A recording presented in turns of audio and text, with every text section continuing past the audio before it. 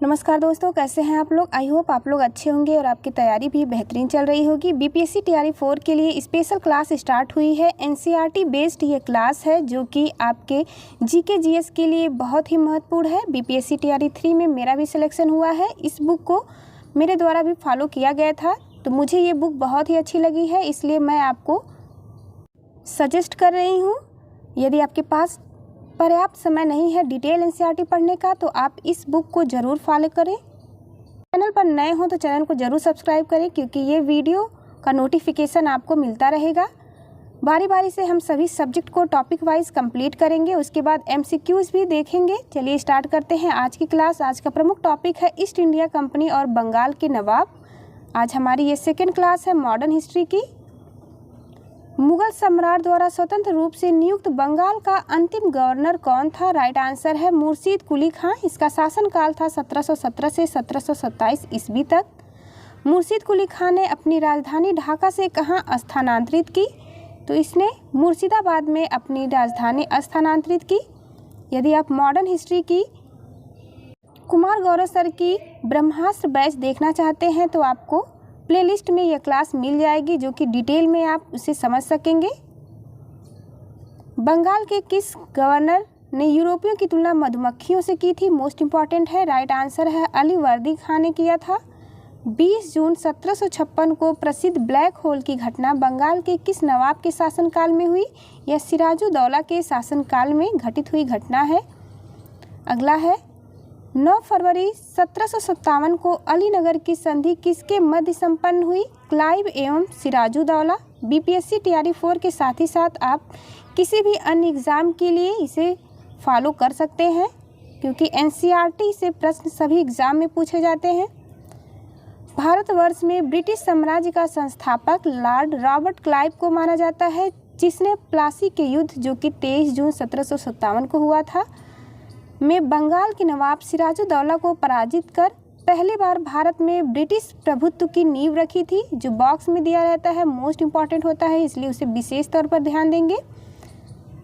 मेरा सजेशन रहेगा कि आप वीडियो को कम से कम 2 बार देखें, ताकि आपके दिमाग में चीज़ें बैठें, नहीं तो आप भूल भी सकते हैं। 2 से 3 बार रिवीजन करने पर चीज़ें अपने आप याद हो जाती हैं, तो ज़्यादा परेशान नहीं होना है। अगला प्रश्न है प्लासी के युद्ध के समय बंगाल के नवाब का सेनापति कौन था, जिसने युद्ध में विश्वासघात किया। राइट आंसर है मीर जाफर। अगला पॉइंट है प्लासी के युद्ध के समय मुगल बादशाह कौन था। आंसर है आलमगीर द्वितीय था।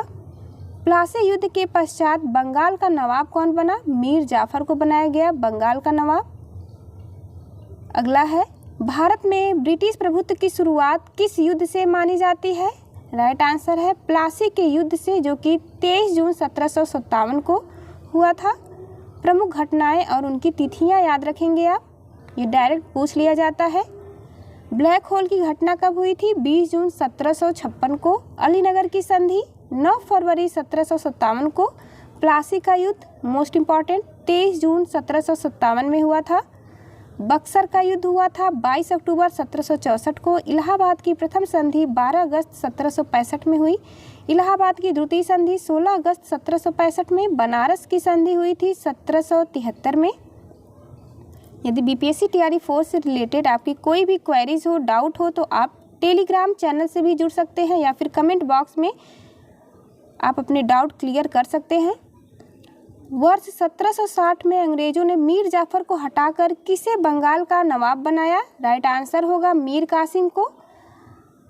अगला पॉइंट है 22 अक्टूबर 1764 को बक्सर के युद्ध में अंग्रेजों ने मीर कासिम, अवध के नवाब शुजाउद्दौला तथा दिल्ली के मुगल सम्राट शाह आलम द्वितीय की सम्मिलित सेना को पराजित किया था। अगला पॉइंट है बक्सर के युद्ध के समय ब्रिटिश सेना का सेनापति कौन था। आंसर होगा हेक्टर मुनरो।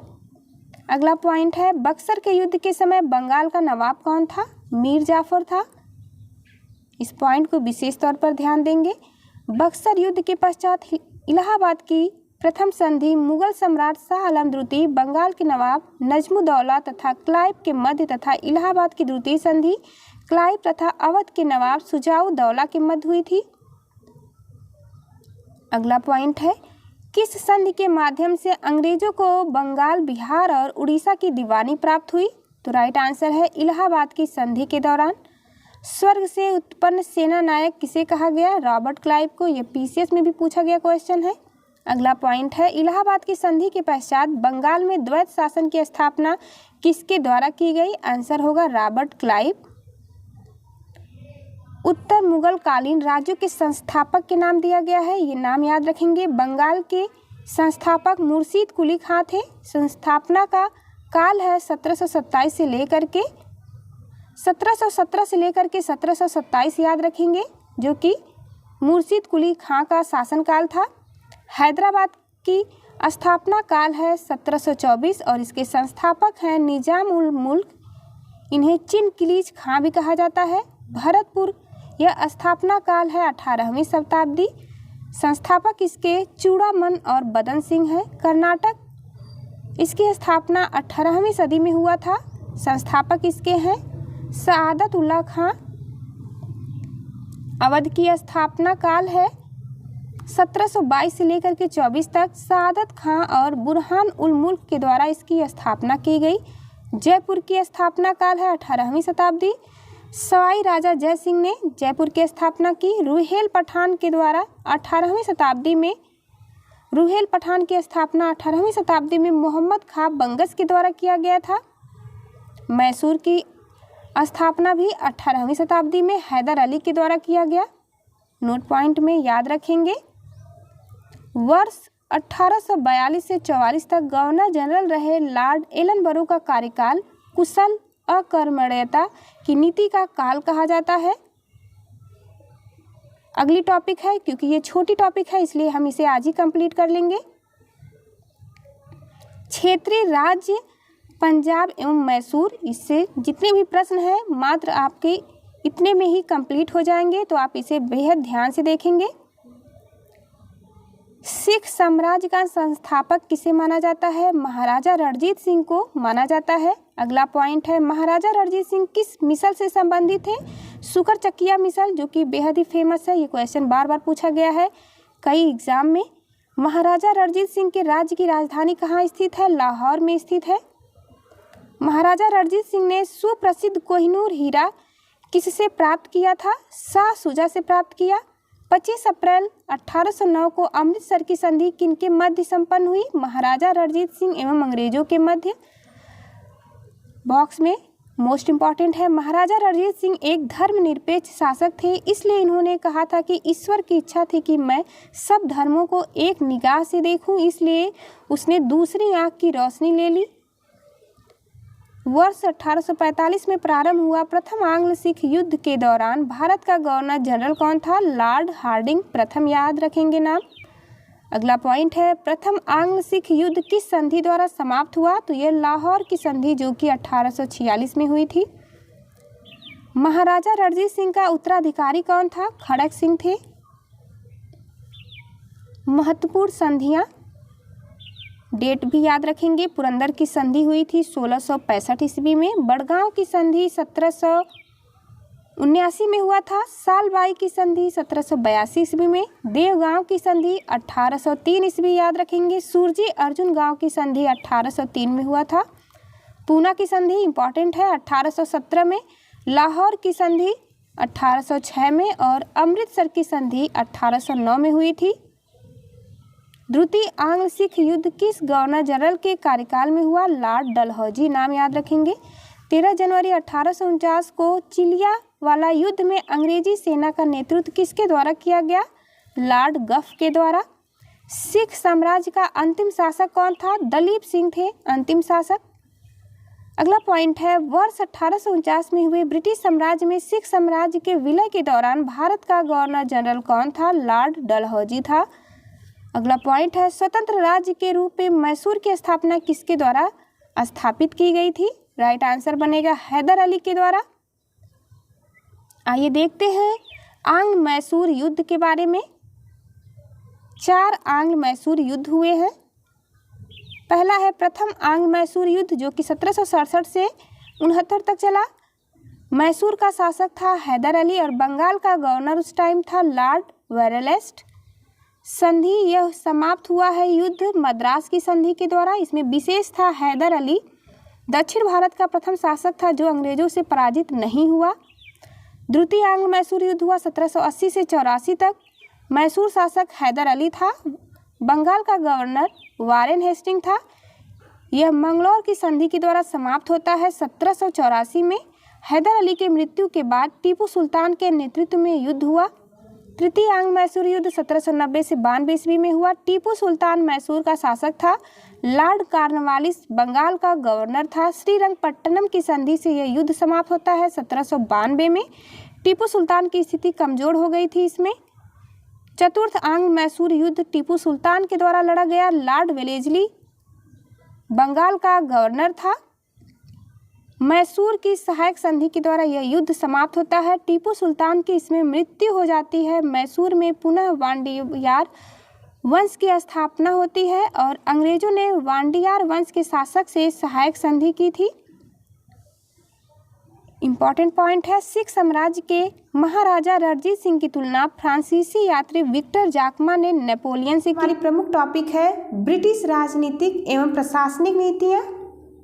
लोग चैनल पर नए हैं उन्हें बताना चाहूँगी कि मेरा भी सिलेक्शन TRE 3 में हुआ है और ये बुक मेरे लिए बहुत ही हेल्पफुल साबित हुई है, इसलिए मैं आपको भी सजेस्ट कर रही हूँ। स्टार्ट करते हैं आज की क्लास। अंग्रेजों का भारत पर वास्तविक राजनीतिक नियंत्रण कब प्रारंभ हुआ? राइट आंसर है इलाहाबाद की संधि से। इलाहाबाद की संधि कब हुई थी? तो 1765 में। याद रखेंगे। बंगाल में द्वैत शासन किसके द्वारा लागू किया गया था? लॉर्ड क्लाइव के द्वारा लागू किया गया था। वर्ष 1772 में किस गवर्नर ने द्वैत शासन को समाप्त कर दिया? वारेन हेस्टिंग के द्वारा समाप्त किया गया था।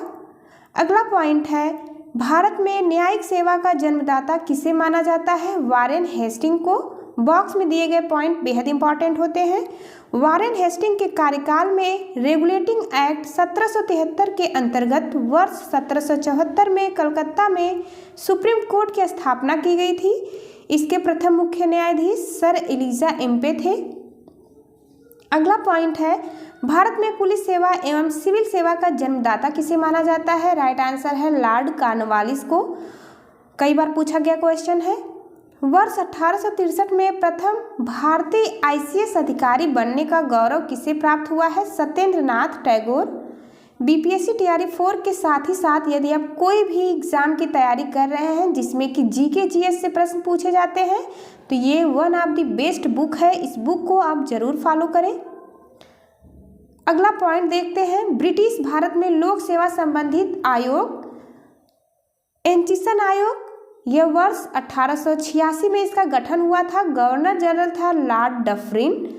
इस्लिंगटन आयोग वर्ष 1912 में बना था लॉर्ड हार्डिंग द्वितीय के समय। ली आयोग का गठन 1923 में हुआ था लॉर्ड रीडिंग के समय। अगला पॉइंट है, भारत सरकार अधिनियम 1935 के अंतर्गत संघीय लोक सेवा आयोग के गठन का प्रावधान किस आयोग के सुझाव पर किया गया था? ली आयोग के। साथ ही आगे बढ़ते हैं। अगला पॉइंट है, भूमि सुधार के उद्देश्य से भारत में अस्थायी बंदोबस्त प्रणाली किसके द्वारा लागू की गई? लॉर्ड कॉर्नवालिस के द्वारा। अगला पॉइंट देखते हैं, भारत में साम्राज्य विस्तार के उद्देश्य से सहायक संधि प्रणाली की शुरुआत किसके द्वारा की गई? आंसर है लॉर्ड वेलेस्ली के द्वारा। सहायक संधि स्वीकार करने वाला प्रथम राज्य कौन था? हैदराबाद है। अगला पॉइंट, व्यवगत का सिद्धांत या राज्य हड़प नीति जिसे डॉक्ट्राइन ऑफ लैप्स भी कहते हैं, इसको किसके द्वारा लागू किया गया था? One of the most important question, Lord Dalhousie के द्वारा डॉक्ट्राइन ऑफ लैप्स लागू किया गया था। अगला पॉइंट है हमारा, राज्य हड़प नीति क्या है? आइए इसे समझ लेते हैं। राज्य हड़प नीति में कहा गया कि ऐसे राज्य जिनका निर्माण अंग्रेजों के सहयोग से हुआ है उन्हें राज्य के उत्तराधिकारी के लिए गोद लेने का अधिकार नहीं प्राप्त होगा। किस रिपोर्ट के आधार पर डलहौजी ने अवध का अधिग्रहण किया? इंपॉर्टेंट है TRE 4 के लिए। आउटरम रिपोर्ट के आधार पर अवध का अधिग्रहण किया गया था। आइए इसी के साथ देखते हैं व्यवगत सिद्धांत के अंतर्गत अधिग्रहित किए गए राज्यों को। तो सतारा का अधिग्रहण सबसे पहले किया गया था 1848 में। वर्ष को भी आप याद रखेंगे, ये क्रम वाइज मिलाने के लिए भी आता है क्वेश्चन में। सतारा 1848, जयपुर 1849 में इसका विलय किया गया। संभलपुर का विलय 1849 में, बघाट का 1850 में, उदयपुर का 1852, झांसी का 1853, नागपुर का 1854 और अवध का विलय 1856 में किया गया। आपको बताना चाहेंगे, यदि आप मॉडर्न हिस्ट्री की detail video Kumar Gaurav sir की ब्रह्मास्त्र बैच का देखना चाहते हैं तो आपको प्लेलिस्ट में वीडियो मिल जाएगी, जिससे कि आपको डिटेल में भी समझ में आएगा। मॉडर्न हिस्ट्री का इम्पोर्टेंस बीपीएससी तैयारी 4 के लिए बहुत ही ज़्यादा है, तो इसे आप विशेष तौर पर ध्यान दे के पढ़ेंगे मॉडर्न हिस्ट्री को। चतुराईपूर्ण निष्क्रियता की नीति किससे संबंधित है? राइट आंसर है जॉन लॉरेंस से। अगला प्रश्न है, किस गवर्नर जनरल के कार्यकाल में भारत पर ईस्ट इंडिया कंपनी का शासन समाप्त हो गया? Lord Canning. वर्ष 1861 में भारतीय दंड संहिता, जिसे इंडियन पीनल कोड कहा जाता है, शॉर्ट फॉर्म में आईपीसी भी कहते हैं, किसके कार्यकाल में निर्मित हुई? लॉर्ड कैनिंग के कार्यकाल में यह निर्मित हुई थी। अगला पॉइंट हमारा है, राज उपाधि अधिनियम 1876 पारित करके महारानी विक्टोरिया को केसरे हिंद की उपाधि प्रदान की गई थी। मोस्ट इंपॉर्टेंट होगा। अगला पॉइंट है, लॉर्ड लिटन के कार्यकाल में किस अकाल आयोग का गठन किया गया? आंसर हमारा होगा स्ट्रेची आयोग, जो कि 1880 ईस्वी भारत का प्रथम अकाल आयोग था। यह भारत में अस्थायी स्वशासन का जनक किसे माना जाता है? इंपॉर्टेंट लगाएंगे, लॉर्ड रिपन को स्थानीय स्वशासन का जनक माना जाता है। आइए देखते हैं, ब्रिटिश काल में विभिन्न क्षेत्रों पर अधिकार कब हुआ? तो नेपाल पर अधिकार ब्रिटिश के द्वारा 1816 में हुआ था। उस समय गवर्नर जनरल थे लॉर्ड हेस्टिंग।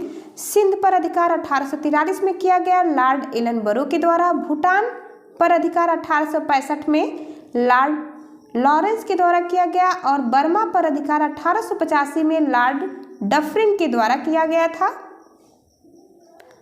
1849 ईस्वी में ब्रिटिश शासन में पंजाब का विलय हुआ। उस समय डलहौजी, जिसका कार्यकाल 1848 से 1856 ईस्वी तक था, डलहौजी भारत का गवर्नर जनरल था। Important point. अगली टॉपिक भी हम कंप्लीट कर लेते हैं क्योंकि ये बहुत ही छोटी सी टॉपिक है। आइए देखते हैं, ब्रिटिश शासन का भारतीय अर्थव्यवस्था पर प्रभाव। मोस्ट इंपॉर्टेंट पॉइंट है जो कि आपको एग्जाम में सीधे सीधे इससे क्वेश्चन देखने के लिए मिलेंगे। टॉपिक से इतने ही प्रश्न बनते हैं, तो बस इन्हीं प्रश्नों को आपको बार बार देखना है। कई बार रिवीजन करने से चीज़ें आपको याद भी हो जाएंगी। धन निष्कासन के सिद्धांत का प्रतिपादन किसने किया था? आंसर होगा दादा भाई नौरोजी।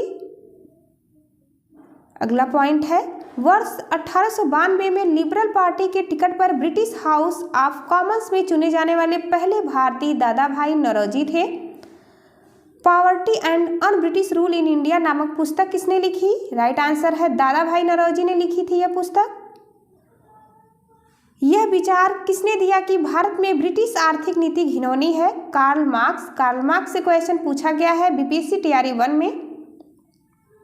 अगला पॉइंट है, औपनिवेशिक अर्थव्यवस्था की श्रेष्ठतम पुस्तक इंडिया टुडे के लेखक कौन है? रजनी पाम दत्त हैं। पुस्तक और लेखक से भी क्वेश्चन पूछे जाते हैं, तो उसकी एक अलग से वीडियो आपको मिल जाएगी, जिसमें कि एक ही वीडियो में आपको सभी इंपॉर्टेंट बुक और उनके राइटर के नाम दिए जाएंगे। वर्ष 1907 में टिस्को की स्थापना किसके द्वारा की गई? जे.एन. टाटा के द्वारा स्थापना की गई थी। अगला पॉइंट होगा, कुटीर उद्योगों के विकास हेतु ऑल इंडिया स्पिनर्स एसोसिएशन की स्थापना किसके द्वारा की गई थी? महात्मा गांधी के द्वारा। राइट आंसर होगा। अगला पॉइंट है, वर्ष 1854 में Bombay spinning and weaving company की सूती वस्त्र की फैक्ट्री किसके द्वारा स्थापित की गई थी? कावसजी डाबर के द्वारा। अगला पॉइंट हम देखेंगे, वर्ष 1855 में भारत का प्रथम जूट मिल कहाँ स्थापित किया गया था? श्रीरामपुर, पश्चिम बंगाल में। नेक्स्ट है, भारत का प्रथम चाय बागान कब स्थापित हुआ? वर्ष 1833 ईस्वी में। प्रसिद्ध इतिहासकार के.एम. पाड़ेकर ने 1765 से 72 ईस्वी के काल को डाकू राज कहा था। प्रमुख कृषि पद्धतियां हम देखते हैं जो कि एग्जाम के लिए मोस्ट इंपॉर्टेंट है। तिनकठिया प्रथा, जो कि बार बार पूछी जाती है। क्या है तिनकठिया प्रथा? आइए समझते हैं। इसकी विशेषता है, इस प्रथा के अंतर्गत चंपारण, जो कि बिहार में स्थित है, के किसानों को अपने अंग्रेज बागान मालिकों के अनुबंध पर अपनी भूमि के 3/20 भाग पर नील की खेती करना अनिवार्य होता था। इसे ही तिनकठिया प्रथा कहा गया।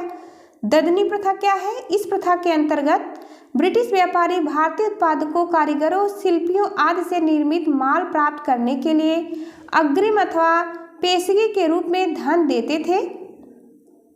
अगला पॉइंट है, मोस्ट इंपॉर्टेंट है, आप इसे जरूर नोट करेंगे।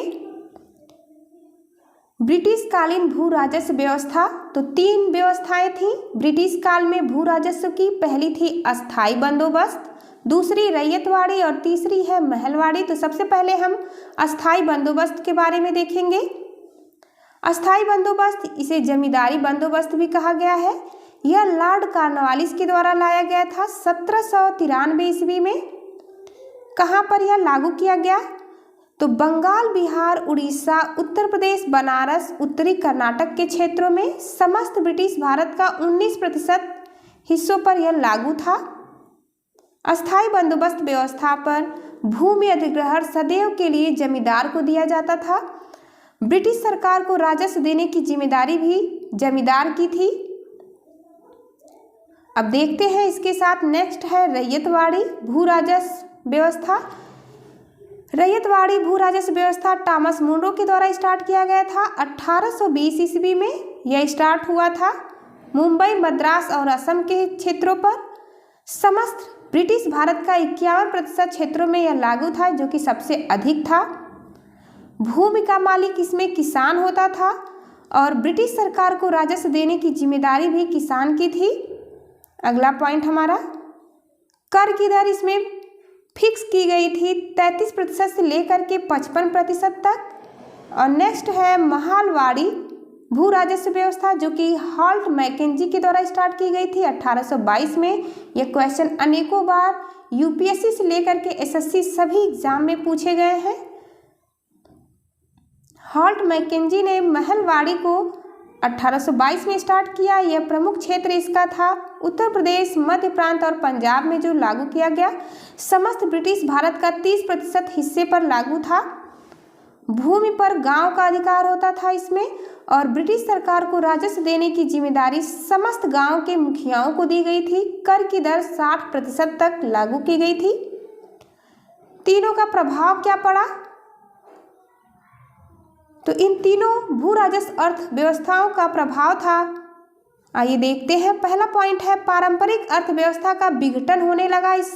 इसको लागू करने से कृषकों की दरिद्रता भी बढ़ने लगी। कृषि में ठहराव तथा अवनति होने लगी। पुराने जमींदारों का उन्मूलन तथा नए जमींदारों का उदय होने लगा और कृषि का वाणिज्यीकरण होने लगा इसके प्रभाव से। अब प्रश्न देखते हैं, वह कौन सी भू राजस्व व्यवस्था थी जो सर्वाधिक ब्रिटिश क्षेत्रों पर लागू की गई? तो आंसर है रैयतवाड़ी। अस्थाई बंदोबस्त का सिद्धांत किससे संबंधित है? भू राजस्व के निर्धारण से संबंधित है। अगला पॉइंट हमारा, भारत में रेलवे का जनक कौन था? इंपॉर्टेंट होगा, इस पे स्टार लगाएंगे। लॉर्ड डलहौजी को भारत में रेलवे का जनक माना जाता है। डलहौजी के प्रयत्नों के कारण ही महाराष्ट्र में सन 1853 में बम्बई से थाने तक प्रथम रेल चलाई गई थी। अगला पॉइंट हमारा है, गवर्नर जनरल वारेन हेस्टिंग ने इजारेदारी प्रथा या फार्मिंग सिस्टम का प्रारंभ किया, भू राजस्व की वसूली के लिए किया था। टॉपिक हमारी है सन 1857 की क्रांति। आप सभी को पता है मोस्ट इम्पॉर्टेंट टॉपिक है, इससे क्वेश्चन पूछे जाते हैं।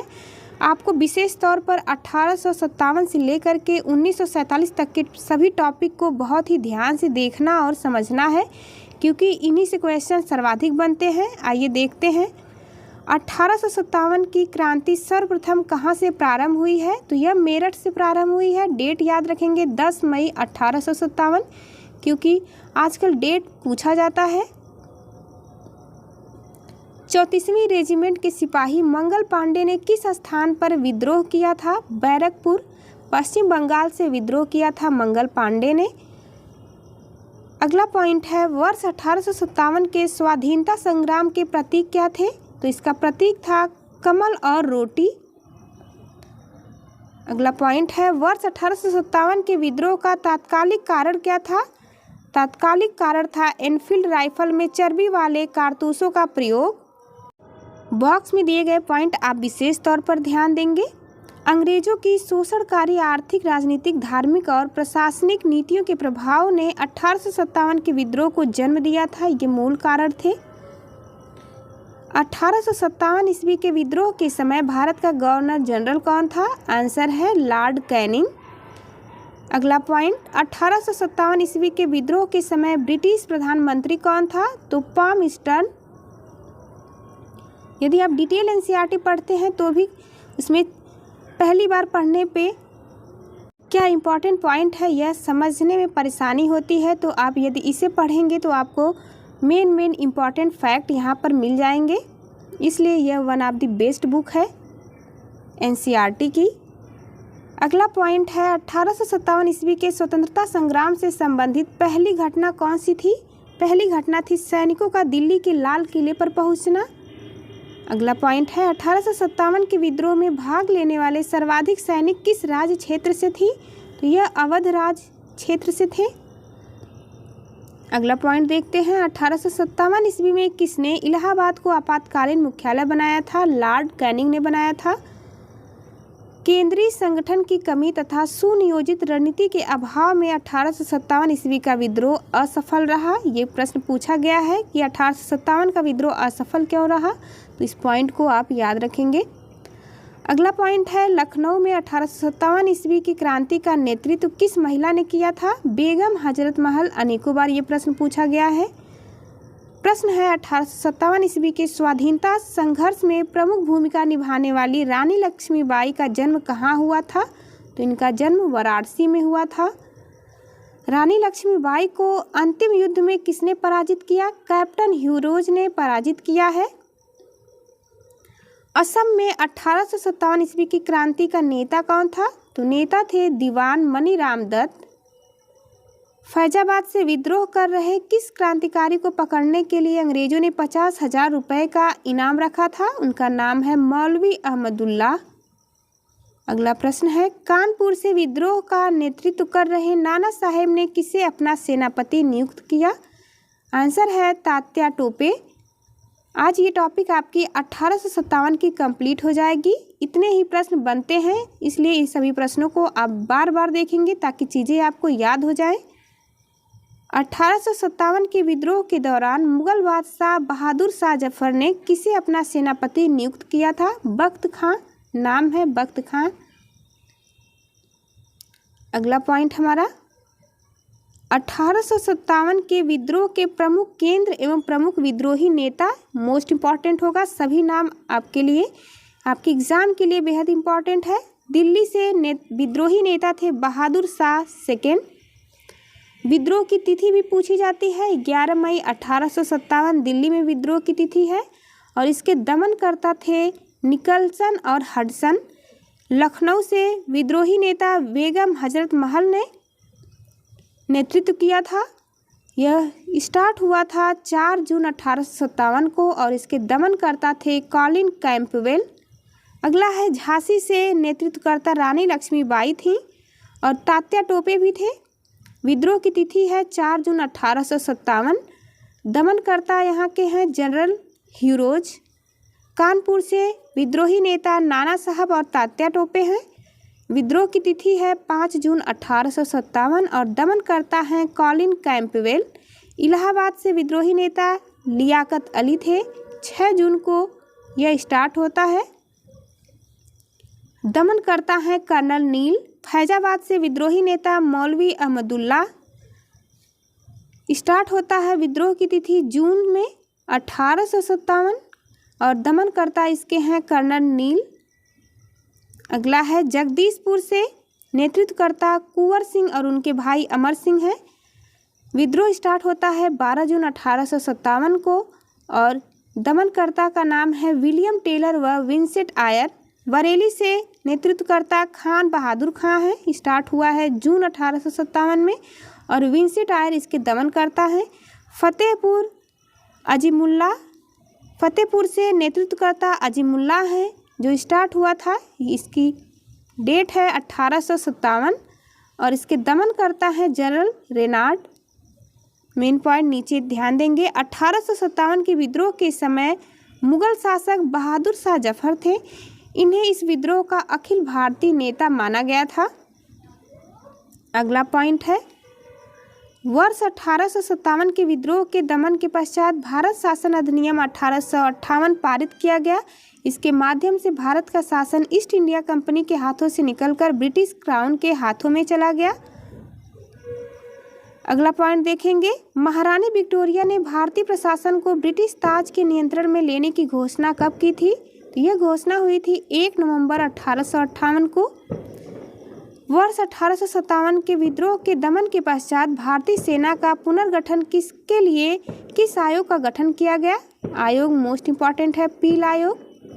अगला पॉइंट, वर्ष 1858 के भारत शासन अधिनियम के द्वारा किसे भारत का प्रथम वायसराय बनाया गया था? लॉर्ड कैनिंग को बनाया गया।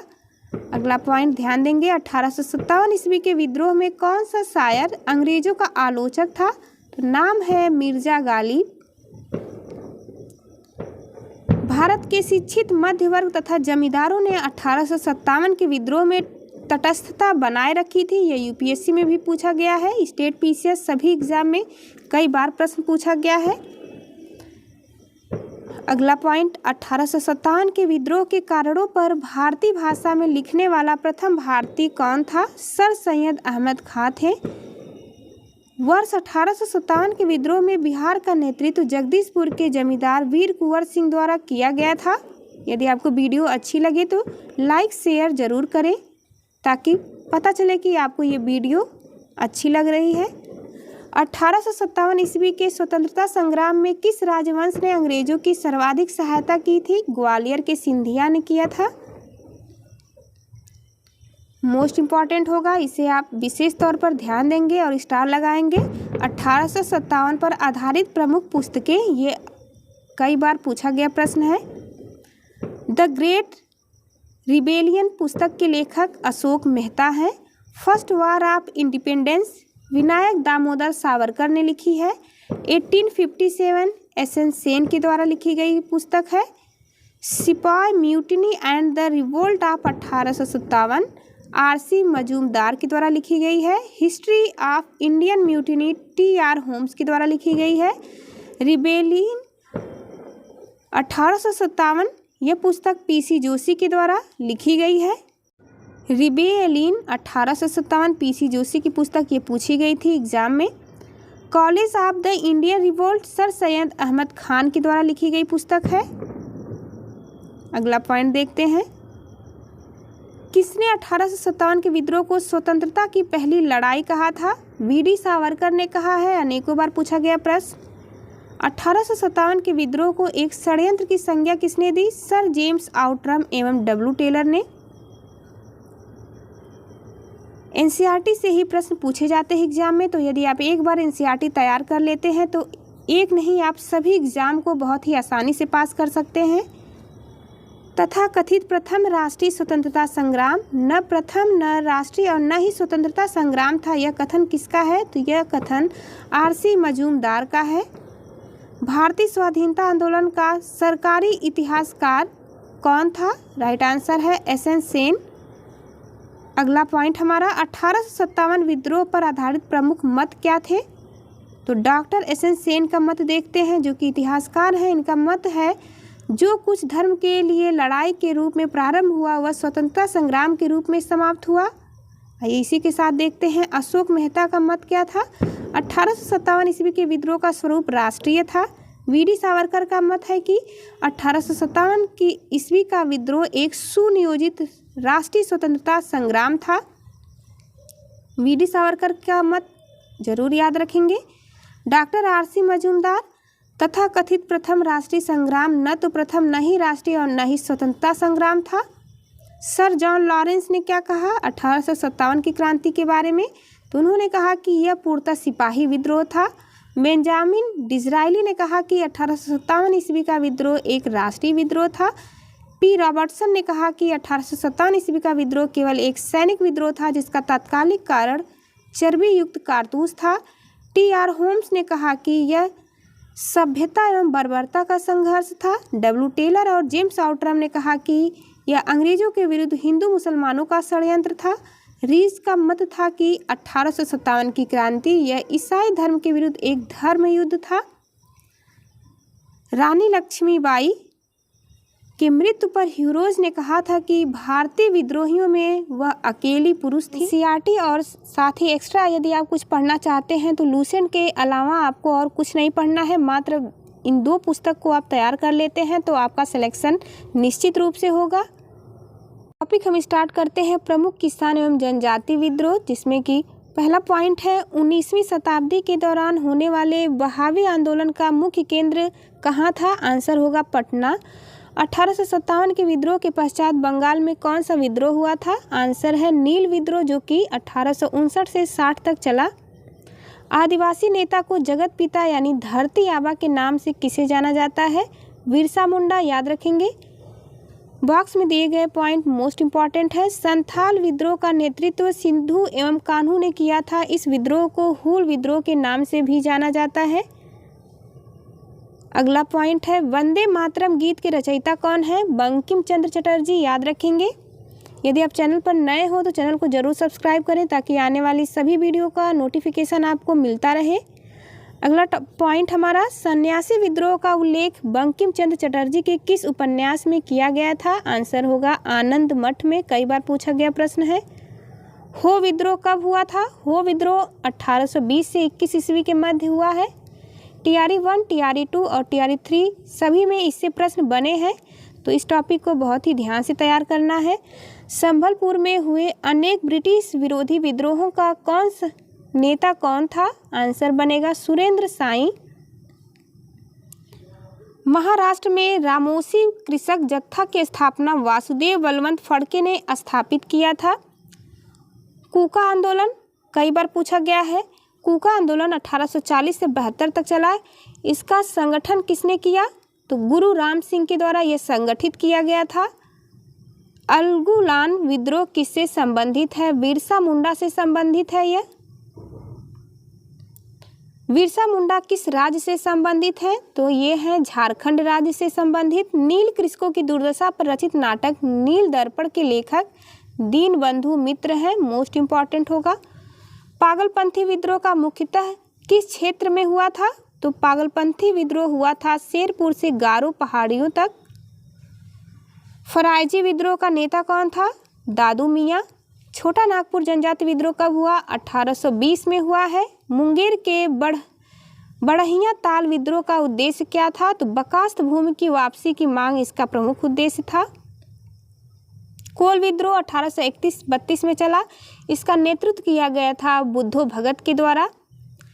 मानव बलि प्रथा, जो कि मौर्य के नाम से जाना जाता था, का निषेध करने के कारण अंग्रेजों के विरुद्ध विद्रोह खोंड जनजाति ने किया था। मुंडा विद्रोह किस वर्ष हुआ? वर्ष 1899 में। 1855 ईस्वी में संथालों ने किस अंग्रेज कमांडर को पराजित किया था? मेजर बारो, नाम याद रखेंगे। सन्यासी विद्रोह का दमन करने का श्रेय किसे दिया जाता है? वारेन हेस्टिंग को। यहाँ देखते हैं प्रमुख जनजाति विद्रोह कब हुआ और उसका प्रभावित क्षेत्र क्या था।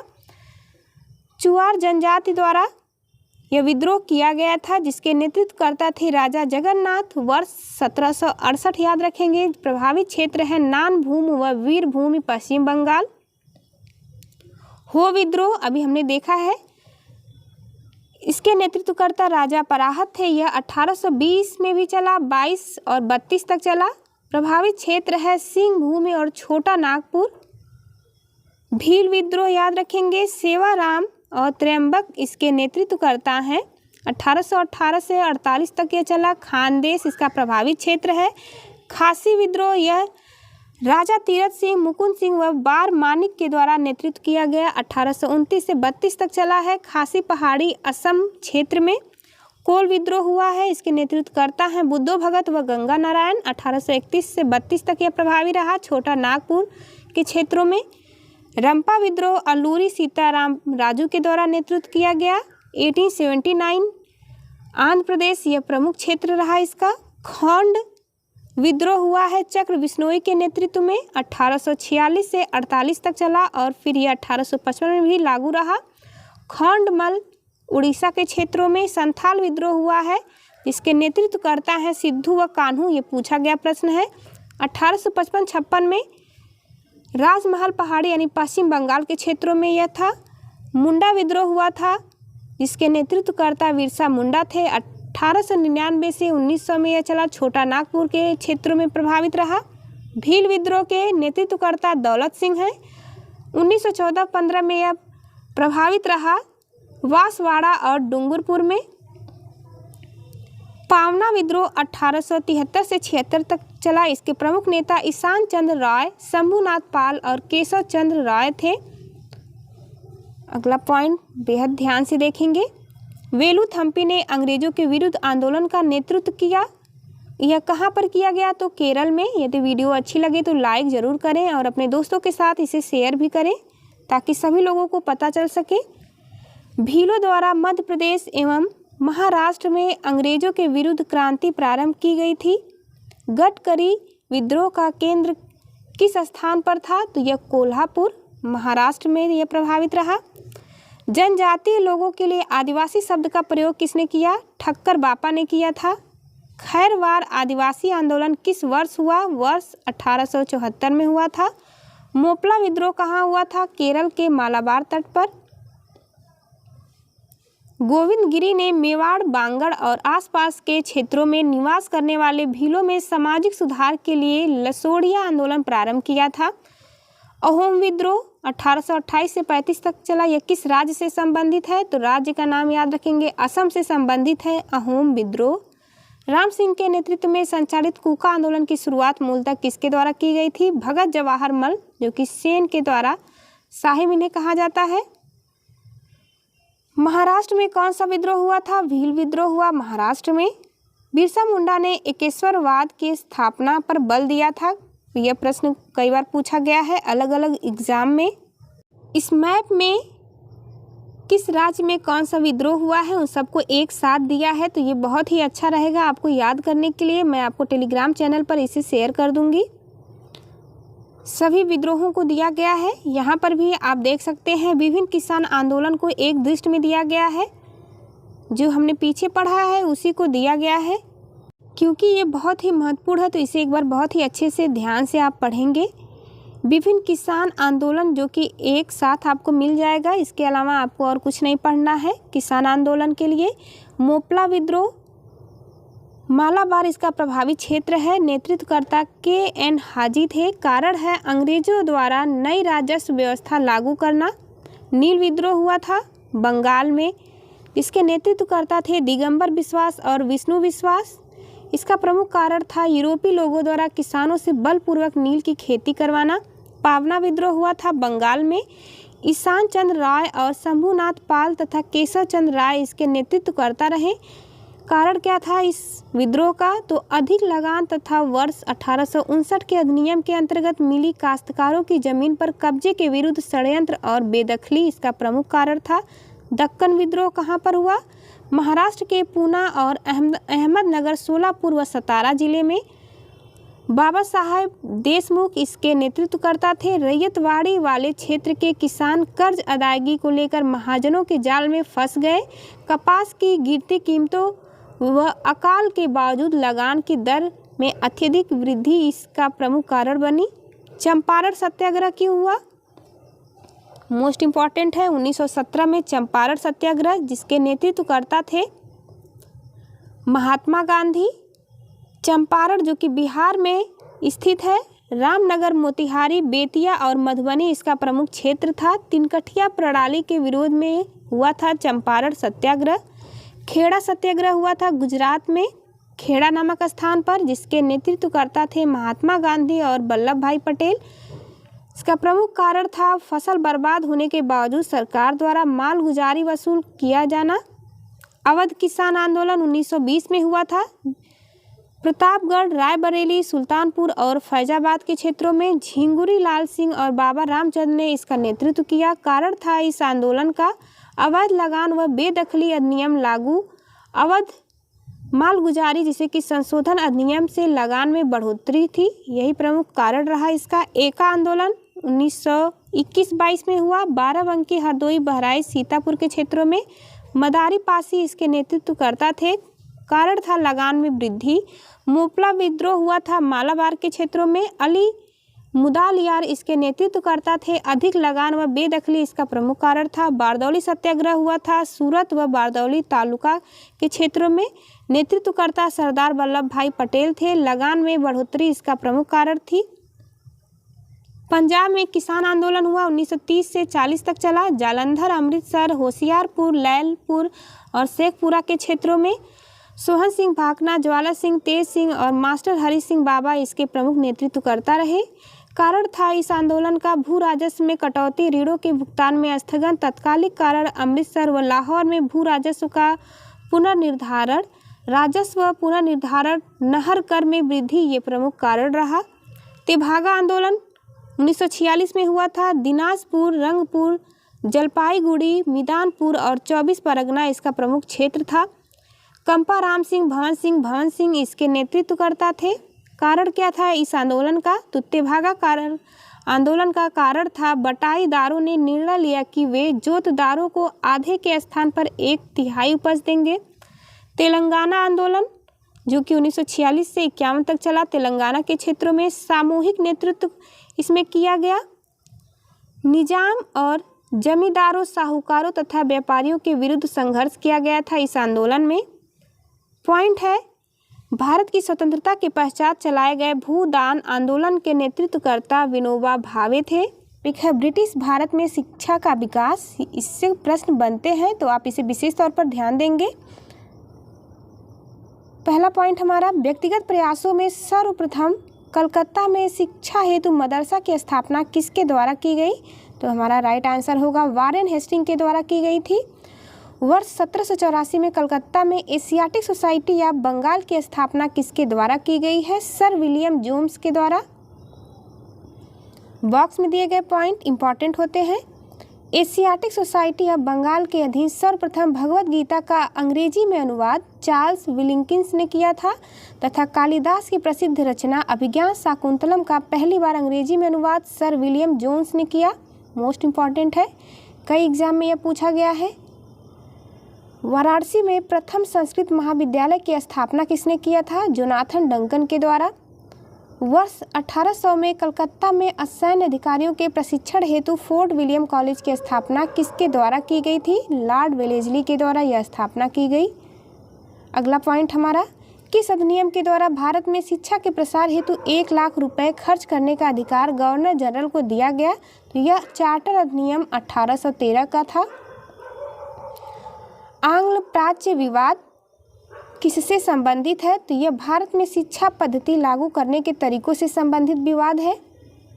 अगला प्रश्न हमारा, भारत में शिक्षा प्रसार हेतु आंग्लवादी यूरोपीय ज्ञान एवं अंग्रेजी भाषा के समर्थक थे, जबकि प्राच्यवादी भारतीय पारंपरिक ज्ञान एवं भारतीय भाषाओं के समर्थक थे। अगला पॉइंट, शिक्षा के संबंध में विख्यात अधोमुखी निस्यंदन सिद्धांत के प्रवर्तक कौन थे? तो यह ऑकलैंड है। मोस्ट इम्पॉर्टेंट है, स्टार लगाएंगे आप, ये प्रश्न बार बार पूछे गए हैं। लॉर्ड मैकाले किस शिक्षा पद्धति से संबंधित है? तो यह अंग्रेजी शिक्षा पद्धति से संबंधित है। ये ऐसा टॉपिक है जो कि सभी एग्जाम में अवश्य ही इससे प्रश्न बनते हैं, इसलिए आप बहुत ही ध्यान से एक एक पॉइंट को नोट करेंगे और याद भी रखेंगे। भारत में आधुनिक शिक्षा प्रणाली कब प्रारंभ हुई? तो यह 1835 के मैकाले के स्मरण पत्र से प्रारंभ हुआ है। भारत में अंग्रेजी शिक्षा किस वायसराय के शासनकाल में आरंभ की गई? राइट आंसर है लॉर्ड विलियम बेंटिक। अगला प्रश्न, किस घोषणा पत्र को भारतीय शिक्षा का मैग्ना कार्टा कहा जाता है? वुड के घोषणा पत्र को कहा जाता है, जो कि 1854 में लागू हुआ था। अगला पॉइंट हमारा है, वुड घोषणा पत्र के सुझाव पर कलकत्ता, बम्बई तथा मद्रास में किस वर्ष विश्वविद्यालयों की स्थापना की गई? आंसर होगा हमारा 1857। बॉक्स में दिए गए पॉइंट मोस्ट इम्पॉर्टेंट है। मनुस्मृति वह प्रथम ग्रंथ है जिसका अनुवाद सबसे पहले संस्कृत से अंग्रेजी भाषा में एक कोड ऑफ जेंट लॉज के नाम से प्रकाशित हुआ था। नेक्स्ट पॉइंट है, पेरिस स्थित रॉयल एशियाटिक सोसाइटी की सदस्यता किस भारतीय को प्रदान की गई थी? नाम है माइकल मधुसूदन दत्त को। अगला पॉइंट, बम्बई में प्रथम महिला विश्वविद्यालय की स्थापना किसके प्रयासों से हुई? डी के कर्वे के प्रयास से हुआ था। भारतीय विश्वविद्यालयों में धार्मिक शिक्षा के लिए किसने प्रबल रूप से वकालत की थी? तो मदन मोहन मालवीय ने की थी। आपको बताना चाहेंगे कि यदि एक बार आप एनसीईआरटी तैयार कर लेते हैं तो आप कोई भी एग्ज़ाम आसानी से पास कर पाएंगे, आपको किसी भी एग्ज़ाम में परेशानी नहीं होगी। तो सबसे पहले आप एनसीईआरटी तैयार करिए। अगला पॉइंट हमारा, बनारस हिंदू विश्वविद्यालय का शिलान्यास किसके द्वारा किया गया? आंसर हमारा है लॉर्ड हार्डिंग के द्वारा किया गया है।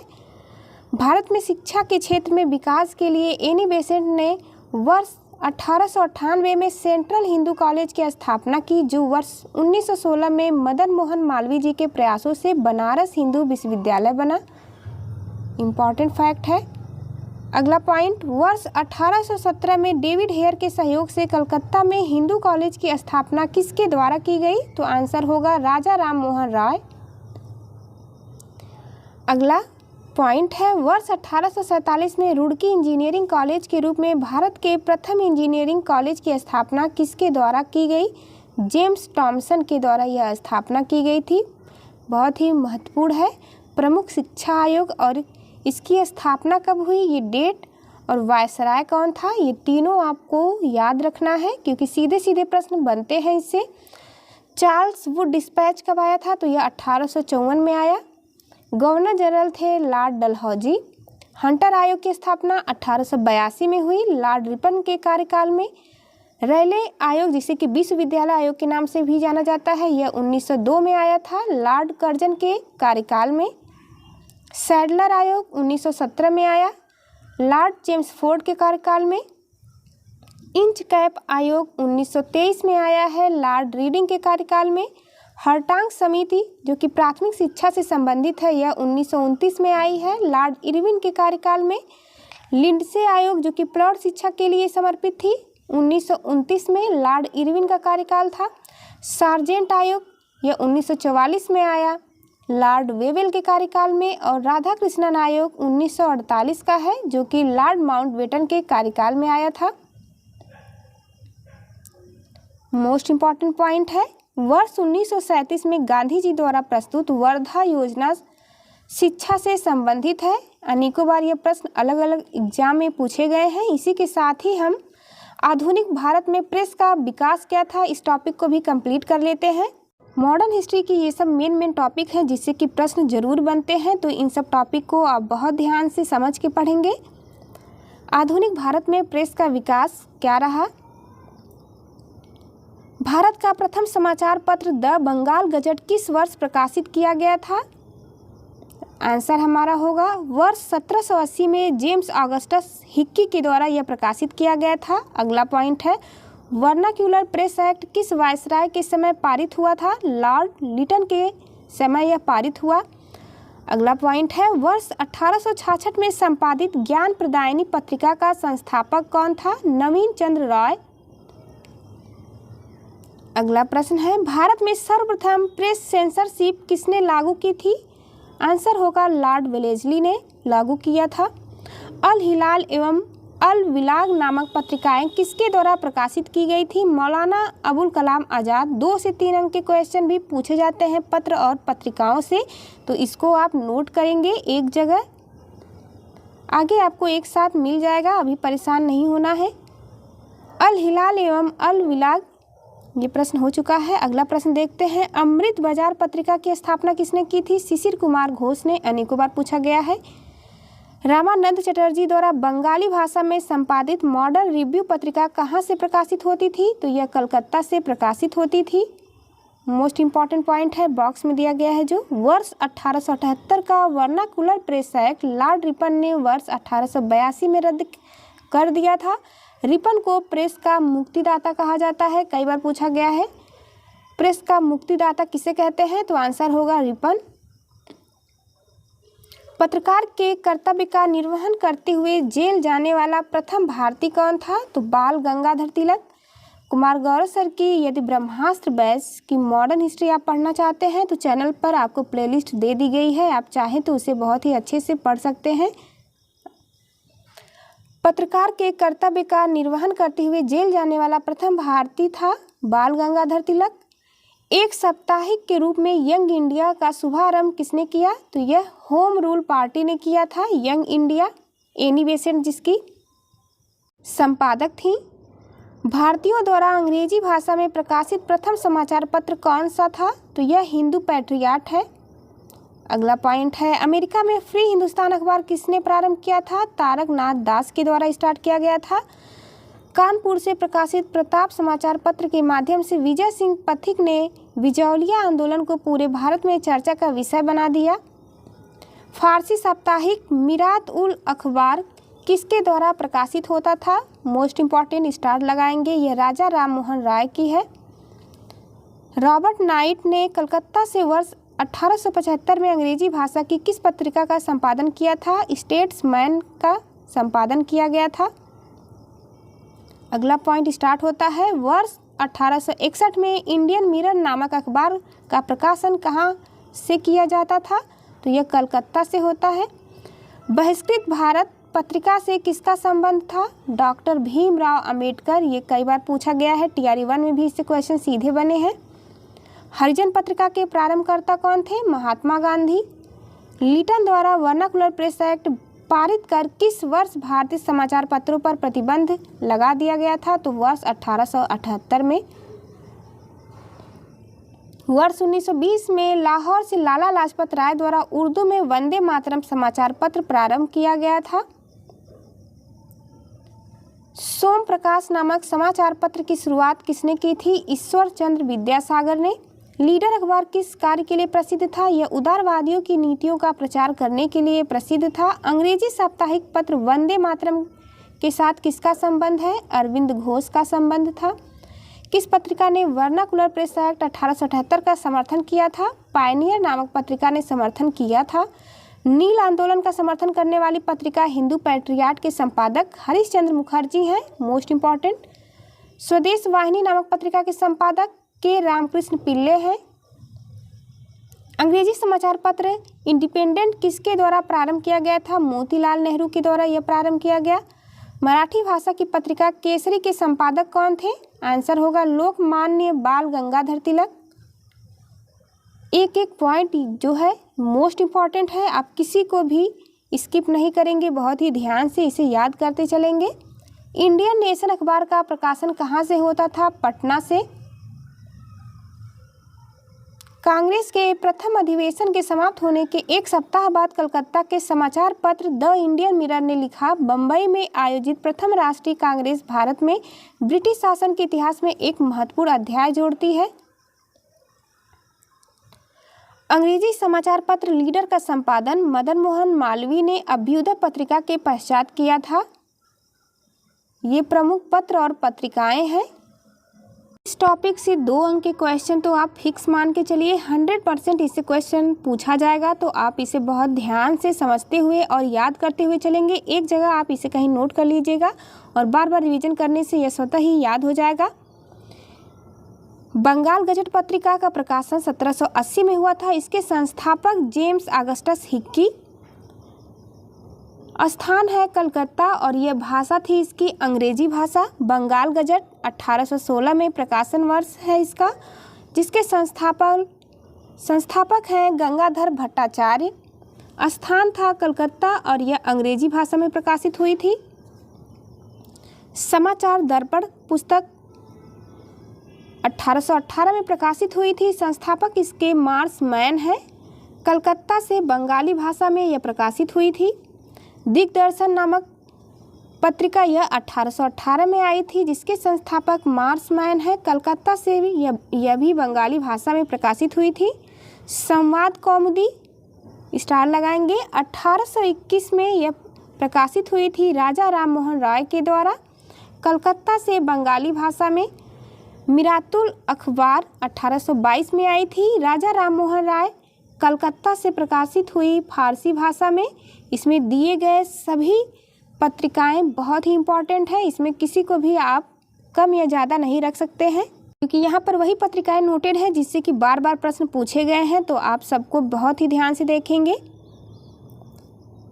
इसीलिए मैं बार बार बोल भी रही हूँ ताकि आप उसकी इम्पोर्टेंस समझें। बॉम्बे समाचार यह 1822 में आई थी। फर्दूंजी मर्जवान इसके संस्थापक थे। बम्बई से यह प्रकाशित हुई गुजराती भाषा में। बंगदत्त नामक पत्रिका 1830 में आई है। द्वारिकानाथ टैगोर और प्रसन्न टैगोर इसके संस्थापक हैं। कलकत्ता से बंगाली भाषा में प्रकाशित हुई।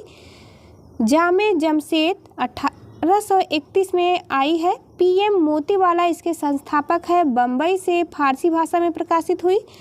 राष्ट्र गुफ्तार नामक पत्रिका 1851 में प्रकाशित हुई है। दादा भाई नौरोजी इसके संस्थापक हैं। और बम्बई से गुजराती भाषा में सत्य प्रकाश इस पत्रिका के संस्थापक करसोन दास मूलजी हैं, जो कि 1852 में प्रकाशित हुई। अहमदाबाद गुजराती भाषा में। हिंदू पैट्रियट नामक पत्रिका 1853 में आई है। गिरीश चंद्र घोष और हरीश चंद्र मुखर्जी इसके संस्थापक हैं। कलकत्ता से अंग्रेजी भाषा में। सोम प्रकाश 1859 में आई है। ईश्वर चंद्र विद्यासागर इसके संस्थापक हैं। कलकत्ता से बंगाली भाषा में। इंडियन मिरर 1861 में आई है। देवेंद्रनाथ टैगोर और मनमोहन घोष इसके संस्थापक हैं। कलकत्ता से यह अंग्रेजी भाषा में प्रकाशित हुई। टाइम्स ऑफ इंडिया 1861 में अंग्रेजी प्रेस के द्वारा प्रकाशित की गई। बम्बई से यह अंग्रेजी भाषा में। इंदु प्रकाश नामक पत्रिकाएं यह 1862 में आई है। जस्टिस रनाडे इसके संस्थापक हैं। बम्बई से मराठी भाषा में। नेटिव ओपिनियन 1864 में आई है। वीएन मांडलिक इसके संस्थापक हैं। बम्बई से अंग्रेजी भाषा में। पायनियर 1865 में यह आई है। अंग्रेजी प्रेस के द्वारा संस्थापित है। इलाहाबाद में प्रकाशित हुई अंग्रेजी भाषा में। कवि वचन सुधा नामक पत्रिका यह 1867 में भारतेंदु हरिश्चंद्र ने के द्वारा यह संस्थापित है। वाराणसी से हिंदी भाषा में प्रकाशित हुई है। अमृत बाजार पत्रिका 1868 में। मोतीलाल घोष और शिशिर घोष इसके संस्थापक हैं। कलकत्ता से बंगाली भाषा में प्रकाशित हुई। मद्रास मेल 1868 में अंग्रेजी प्रेस के द्वारा संस्थापित है। मद्रास से अंग्रेजी भाषा में प्रकाशित हुई। बंग दर्शन 1873 में बंकिम चंद्र भट्ट के द्वारा संस्थापित है। कलकत्ता से बंगाली भाषा में प्रकाशित हुई। अगली पत्रिका का नाम है हिंदी प्रदीप 1877। बालकृष्ण भट्ट इसके संस्थापक हैं और वाराणसी से हिंदी भाषा में प्रकाशित हुई है। हिंदू नामक पत्रिका 1878 में वी राघवाचारी के द्वारा संस्थापित की गई। मद्रास से अंग्रेजी भाषा में। अगला देखेंगे बंगाली नामक पत्रिका यह 1879 में आई है। एस.एन. बनर्जी इसके संस्थापक हैं। कलकत्ता से अंग्रेजी भाषा में प्रकाशित हुई। बंगवासी 1881 में आई, जिसके संस्थापक जोगिंदर नाथ बोस हैं। कलकत्ता से यह बंगाली भाषा में प्रकाशित है। मराठा नामक पत्रिका यह 1881 में बाल गंगाधर तिलक के द्वारा संपादक की गई है। बम्बई से अंग्रेजी भाषा में प्रकाशित हुई। अगली है मराठा और केसरी, दोनों ही बाल गंगाधर तिलक की है, जो कि 1881 में ही आई है। बम्बई से यह मराठी भाषा में है। याद रखेंगे मराठा है अंग्रेजी भाषा में और केसरी मराठी भाषा में आई है। इसकी भाषा भी पूछी जाती है कई बार। इंडिया 1890 में यह पत्रिका आई है। दादा भाई नौरोजी ने इसे संपादित किया है। बम्बई से अंग्रेजी भाषा में। हिंदुस्तान स्टैंडर्ड 1899 में आई है। सच्चिदानंद सिन्हा के द्वारा यह संपादित की गई है। दिल्ली से अंग्रेजी भाषा में। इंडियन रिव्यू सन 1900 में आई है। जीएस नटेशन के द्वारा यह संपादित पत्रिका है। मद्रास से अंग्रेजी भाषा में प्रकाशित हुई। इंडियन रिव्यू नामक पत्रिका यह 1900 में प्रकाशित हुई। जी.ए. नटेशन है इसके संपादक। मद्रास से अंग्रेजी भाषा में। इंडियन ओपिनियन मोस्ट इम्पॉर्टेंट 1903 में प्रकाशित हुई। महात्मा गांधी इसके संपादक हैं। दक्षिण अफ्रीका में अंग्रेजी भाषा में यह प्रकाशित हुई थी। इंडियन सोशियोलॉजिस्ट नामक पत्रिका 1905 में आई थी। श्याम जी कृष्ण वर्मा इसके संपादक हैं। लंदन में यह अंग्रेजी भाषा में प्रकाशित हुई थी। युगांतर नामक पत्रिका 1906 में भूपेंद्र दत्त और बारिंद्र घोष के द्वारा यह प्रकाशित की गई। कलकत्ता से बंगाली भाषा में। युगांतर नामक पत्रिका इम्पॉर्टेंट है, आप नोट करेंगे। वंदे मातरम मोस्ट इम्पॉर्टेंट 1909 में आई थी। लाला हरदयाल और श्याम जी कृष्ण वर्मा इसके संपादक हैं। पेरिस में यह अंग्रेजी भाषा में प्रकाशित हुई थी। प्रताप नामक पत्रिका 1910 में गणेश शंकर विद्यार्थी के द्वारा यह संपादित है। कानपुर में हिंदी भाषा में प्रकाशित हुई थी।